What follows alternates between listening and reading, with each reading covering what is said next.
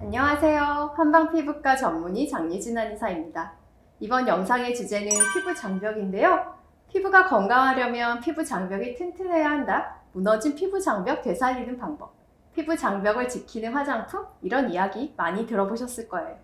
그런데 피부 장벽이 무엇인지 알고 계시는 분들은 많지 않으신데요.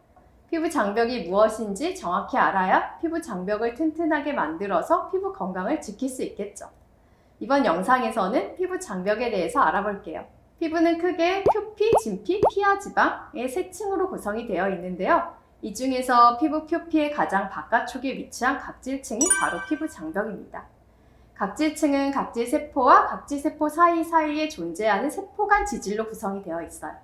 흔히 각질세포를 벽돌, 그리고 세포 사이의 지질을 시멘트로 비유하는데요. 벽돌이 튼튼하고 벽돌들을 연결하는 사이사이의 시멘트가 견고하면 쉽게 무너지지 않은 건강한 피부 장벽으로의 기능을 할 수 있죠. 외부의 유해 물질이 들어오지 못하게 막아서 피부를 보호하고 또 피부 속의 수분과 영양분이 피부 밖으로 빠져나가는 것을 막아서 피부를 촉촉하고 건강하게 지키는 역할을 합니다. 이 피부 장벽이 견고하고 튼튼할수록 건강한 피부가 유지되지만 벽돌이나 시멘트가 튼튼하지 못하고 장벽에 틈이 있으면 외부의 유해 물질들이 피부 속으로 쉽게 침입해서 알레르기, 염증 등을 일으키게 되고 또 피부 속 수분은 피부 밖으로 빠져나가서 피부가 거칠어지고 건조해지는 거죠. 이런 피부 장벽의 손상은 피부 노화뿐만 아니라 아토피, 접촉성 피부염, 지루성 피부염, 건선 등 다양한 피부 질환을 일으킬 수 있습니다. 피부 장벽에 대해서 조금 더 자세히 알아보면 먼저 벽돌의 역할을 하는 각질세포 안에는 히알루론산, 글리세롤 등과 같은 천연 보습인자가 많이 들어있어서 수분을 끌어당겨서 피부를 촉촉하게 해주는 역할을 하는데요. 이것이 바로 우리가 속보습이라고 하는 것이에요.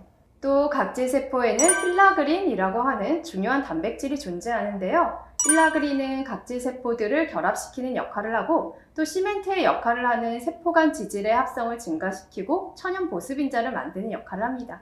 그래서 이 필라그린이 부족하면 피부 장벽이 약해지고 피부가 건조해져요. 필라그린은 피부 장벽 보호 성분으로 최근에 주목을 받고 있는데요. 필라그린 단백질의 결핍이 아토피 피부염의 발생과 관련이 있다는 연구 결과도 있습니다. 그리고 시멘트의 역할을 하는 세포간 지질은 세라마이드, 콜레스테롤, 지방산 등으로 구성이 되어 있어요. 이 성분들이 부족하게 되면 각질세포를 단단하게 붙여주는 시멘트의 역할을 잘 하지 못하게 되니까 피부 장벽에 문제가 생기게 되는 거죠. 그래서 피부 장벽 강화에 도움이 되는 세라마이드, 콜레스테롤, 지방산 등이 포함된 보습제, 세라마이드 크림 등이 많이 판매되고 있는 거 보셨을 거예요. 그리고 건강한 피부 장벽을 만드는 또 한 가지 요소가 있는데요. 바로 피부 pH입니다.